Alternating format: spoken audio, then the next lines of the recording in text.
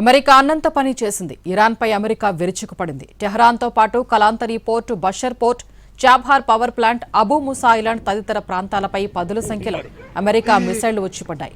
దీంతో ఆయా ప్రాంతాల్లో భారీ పేలుళ్లు సంభవించాయి. ఐఆర్జీసీ నౌకాదళానికి చెందిన భవనాలు, ఇతర మౌలిక సదుపాయాలు లక్ష్యంగా ఈ దాడులు జరిగాయి. Iran navy, air force defence వ్యవస్థలు, క్షిపణి నిల్వలు, డ్రోన్ ప్రయోగ స్థావరాలు ధ్వంసమైనట్లు సమాచారం. అమెరికా దాడుల్లో ఒక పౌరుడు చనిపోయాడు.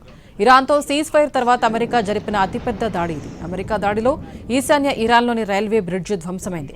హార్మూజ్ జలసంధి వద్ద అమెరికా దాడులు చేసింది. ఇటు ఇరాన్ కూడా కౌంటర్ అటాక్ కు దిగింది.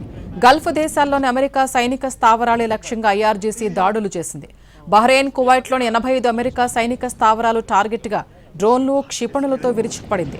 అయితే ఇరాన్ మిసైళ్లను విజయవంతంగా అడ్డుకున్నట్లు ప్రకటించాయి కువైట్, బహ్రెయిన్. అమెరికా అన్నంత పని చేసింది. ఇరాన్పై అమెరికా విరుచుకుపడింది. టెహ్రాన్తో పాటు Kalantari port, Bushehr port, Chabahar power plant, Abu Musa island తదితర ప్రాంతాలపై పదుల సంఖ్యలో అమెరికా మిసైళ్లు వచ్చిపడ్డాయి. దీంతో ఆయా ప్రాంతాల్లో భారీ పేలుళ్లు సంభవించాయి. ఐఆర్జీసీ నౌకాదళానికి చెందిన భవనాలు, ఇతర మౌలిక సదుపాయాలు లక్ష్యంగా ఈ దాడులు జరిగాయి. Iran navy, air force defence వ్యవస్థలు, క్షిపణి నిల్వలు, డ్రోన్ ప్రయోగ స్థావరాలు ధ్వంసమైనట్లు సమాచారం. అమెరికా దాడుల్లో ఒక పౌరుడు చనిపోయాడు.